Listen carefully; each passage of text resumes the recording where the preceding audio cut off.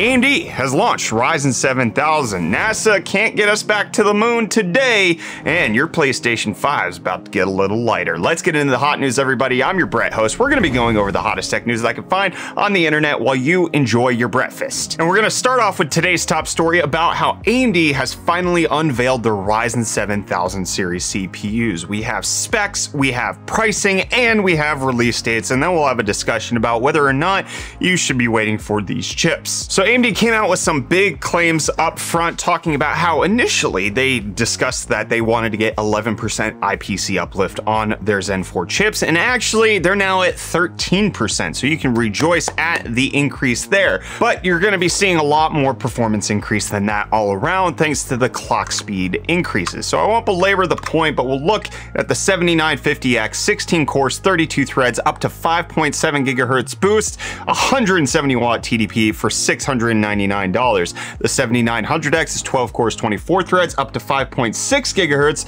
at 170 watt TDP, coming in at $549. The 7700X is going to be 8 cores, 16 threads, up to 5.4 gigahertz at $399, and the 7600X is going to be 6 cores, 12 threads, up to 5.3 gigahertz at $299. All of them available on September 27th. No mention of anything lower than this. So here's the general thing that AMD wanted you to take away. 13% IPC uplift, up to 5.7 gigahertz max frequency, which is the 5950X, and then 29% total single thread performance gain compared to the 5000 series of Ryzen processors. And you can see here in them comparing the 5950X to the 7950X, you can see up to 35% better gaming in games like Shadow of the Tomb Raider. There's only 4 games here, so it's not a lot to take, but AMD showing this regardless. And then in content creation, up to 48% faster in applications like V-Ray Render, 37% faster in Arnold Renderer, and then even having the gall to show the 7600X going to toe-to-toe with the 12900K, Intel's top chip on their side. So a 16-core chip versus the 6-core chip, and they showed that on average, the 7600X is going to be 5% faster in gaming. Except for this slide, which got put out to the media, is not the same slide that AMD showed us. This says 12% in F1, and I'm fairly confident that during the event, AMD actually said it was 11%. So they probably reduced that when they gave their presentation, but AMD very confident in their processors, both for gaming as well as for content creation. Again, showing the 7950X versus the 12900K and beating it in applications like V-Ray Benchmark. And then comparing the 7000 series to the 5000 series, the 7950X is going to be $100 cheaper. The 7900X is the same price. The 7700X is actually the interesting one here because it's $100 more than the 5700X, but $50 less than the last Ryzen 7 launch, which was the 5800X. So it's cheaper, but also more expensive. And then the 7600X is actually the same price launch as the 5600X. But on top of the CPUs, we also got some details on the motherboard situation. We're going to be getting 4 different classes of motherboards at first, which is going to be the X670E and the X670, which are launching in September, and then the B650E and B650, which are launching in October. AMD says that this new AIM-5 platform will be supported until 2025 plus, whatever that means. That's realistically at least 28 months of support until 2025 actually happens, but all of them will have DDR5 as well as PCI Express 5.0 support. But the differentiation is that the Extreme Editions will have both PCI Express 5.0 storage as well as graphics, whereas the regular ones will have an either-or scenario. It's not going to be both and. But one of the interesting things AMD talked about with their IPC uplift is with their new GeoMean way of understanding how they're getting IPC uplift, which is really intriguing. So they're showing how they understand how Zen 4 is 13% faster than Zen 3. And you can see in certain applications like CPU-Z single-threaded, it's only 1% faster. So the 5950X and the 7950X in that benchmark should be identical, allegedly at the same clock speeds. Fortnite's a 3% increase, Adobe Lightroom is 5%, and then you keep on going. You can see that there are massive upgrades being seen in games like Watch Dogs Legions, as well as in applications like W Prime. So AMD coming up with a new way of how they're going to evaluate how they're better than themselves and potentially the competition if they're going to evaluate them that way. But they also announced some details as far as memory overclocking in case you want to get faster set up on those chips. They announced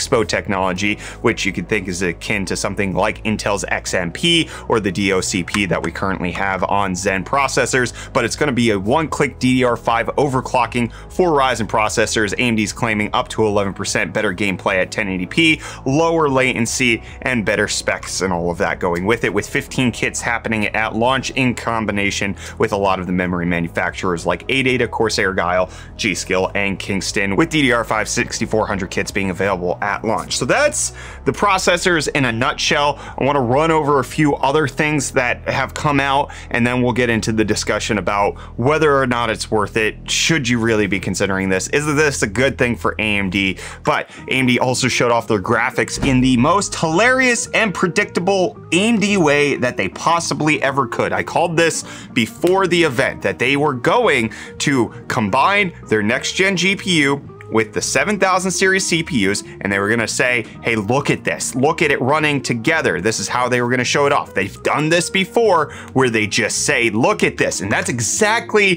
what Dr. Lisa Su did, but it was worse than I was expecting, because number one, this is a public demo with a 7950X and an unnamed GPU. We have no idea which one it is.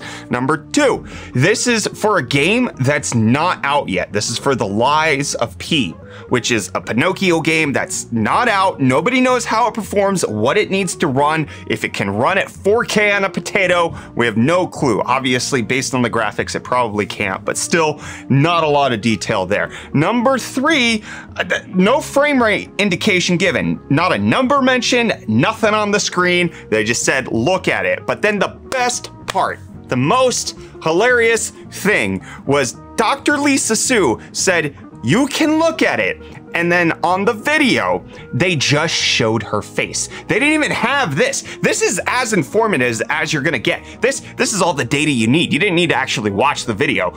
They literally zoomed in on her and showed none of the gameplay when she said, wow, you can really just look at this. And there was nothing to see. Hilarious, AMD. Well played. And then just some side AMD news. Noctua released a thermal paste application recommendation for the upcoming AM5 processors, and they're changing how they're doing it, where they recommend you put a dot in the middle for them, whereas on the AM4, they recommended 5-dot method. So they're changing that because they don't want it squishing out into the new pattern of the CPUs, which is going to cause it to squish out everywhere and then make a huge mess. So that's the details. The GPU side of things was hilariously bad. It was not, like, they honestly probably shouldn't have even done it. It was that ridiculous. But on the CPU side, this is going to be a tough generation to sell people on. Number one, it's only launching on September 27th, and the rumors we're hearing behind the scenes, and that is because AMD is having difficulty getting the BIOS sorted with these chips. It should have launched sooner, and it got pushed back. And AMD is known for having BIOS troubles with their Zen chips,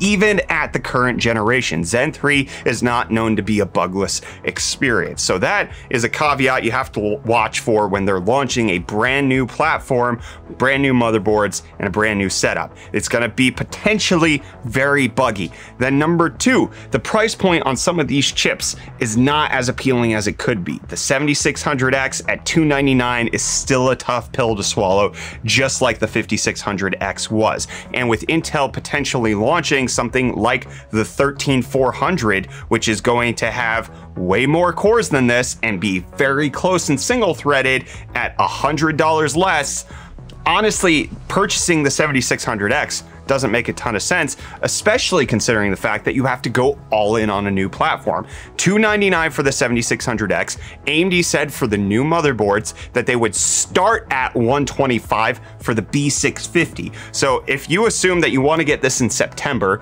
you're not waiting until October to get the B650, you're getting the X670, you're probably looking at $200 for a motherboard. That's $500 right there. Then you have to get DDR5 RAM, which is already expensive. AMD's going to perform best with the higher clock speed ones. That's going to be very difficult to get your hands on and be very pricey. You're looking at between $600 and $700 all in to go with the lowest end chip AMD is offering, and you don't even know if it's going to be a bugless experience. I think the 7600X is still the hardest sell that AMD is bringing here. They do not care as much about the low end as they used to, and it's just continuously being reflected in their pricing strategy of this. Something like the 7950X, however, with the clock speed up to 5.7 gigahertz, with the IPC increase, with that extra TDP at $699, that is looking like a great chip. And then you add into, like, you need a $250 motherboard, again, $200 for RAM.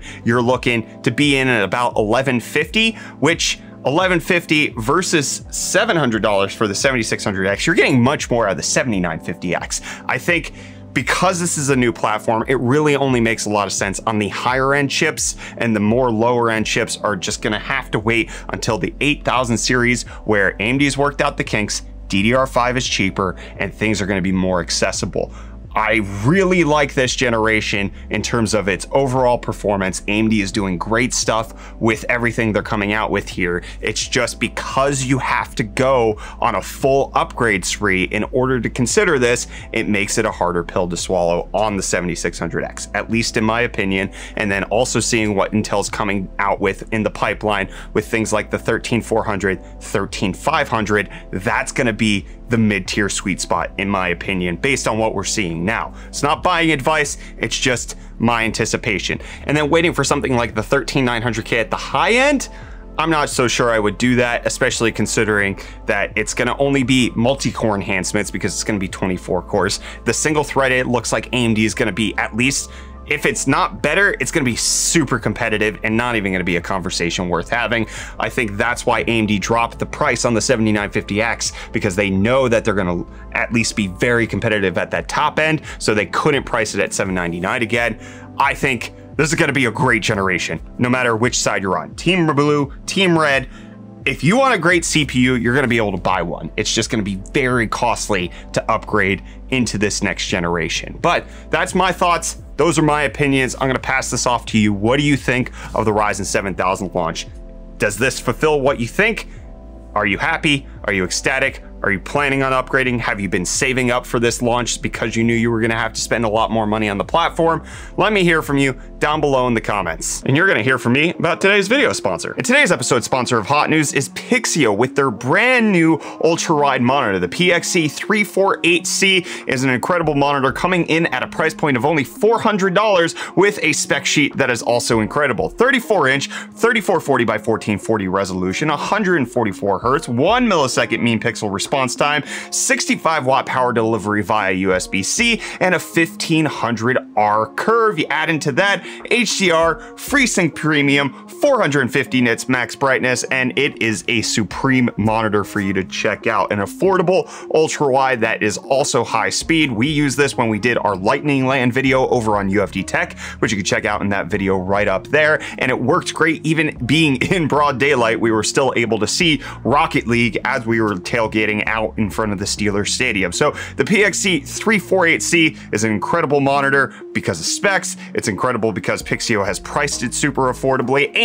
and you want faster video games, it's got an RGB ring on the back of it just to help give you that little extra splash of goodness. So check out the Pixio PXE348C at the link in the video description. Big thanks to Pixio for sponsoring today's video, as well as the Lightning LAN video that we did over on UFD Tech. But while Pixio is trying to save you money with their monitor, I don't know if crypto stonks is any cheaper. Let's get into that. Bitcoin up a little bit right now to be just north of $20,000. It's spent most of the day below 20K, but it's increased since. Ethereum is up 3.86%, climbing on the day to be at 1540, and Dogecoin is down slightly to be at 6.3 cents. And I was a little down when I found out yesterday that Reese didn't do UFD deals. Don't you know? It's your job, buddy. Did you get shedded?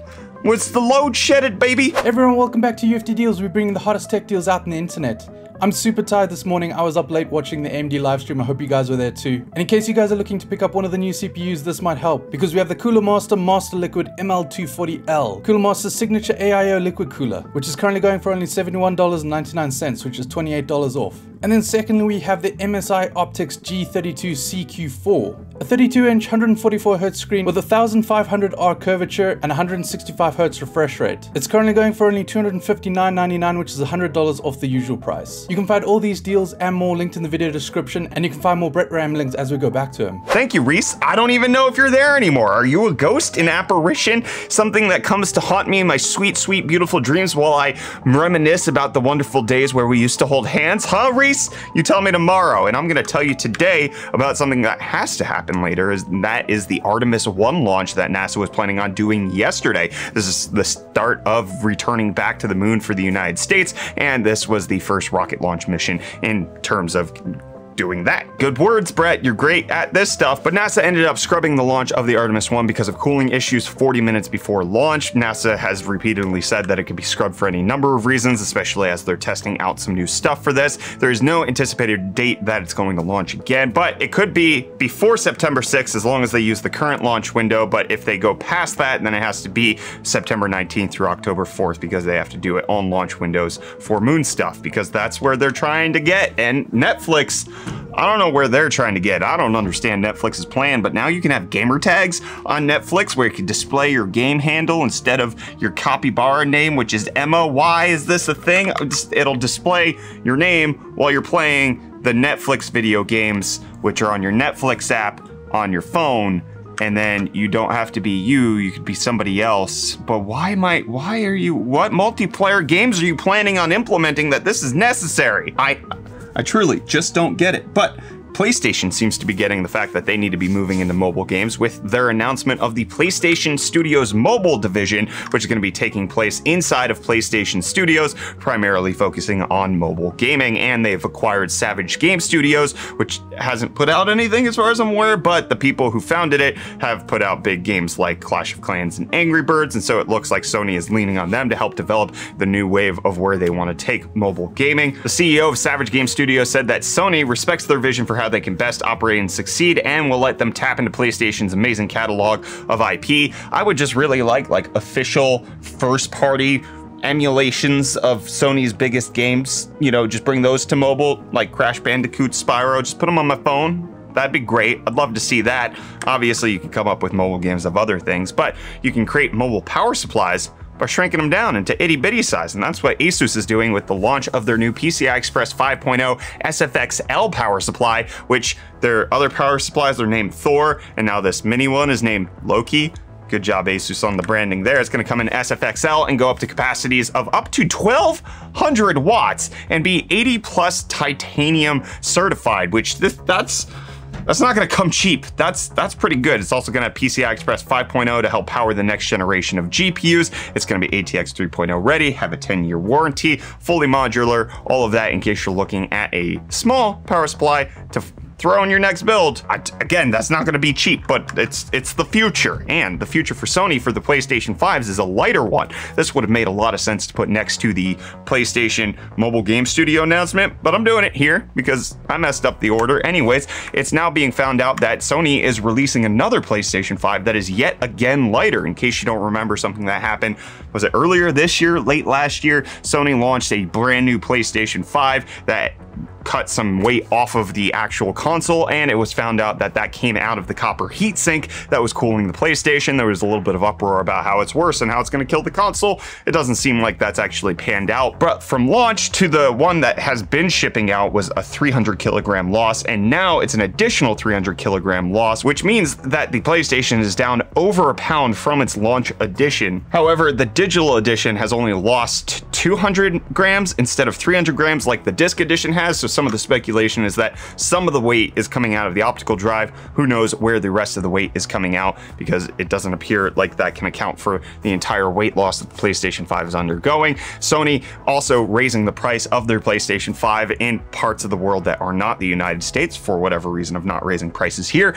And so it looks like they're cutting costs on production, trying to raise price, potentially get their bottom line elevated a little bit, trying to fight inflation. But if you inflate the prices when you don't have to and you make more profit, aren't you the inflation? Isn't inflation the friends we made along the way? Well, I'm not going to stick around to find out, because that's the end of this episode of Hot News. Big thanks for you guys watching it. I appreciate it. Come join us for Meme Review tomorrow live on Twitch. Would love to have you there. I'm done.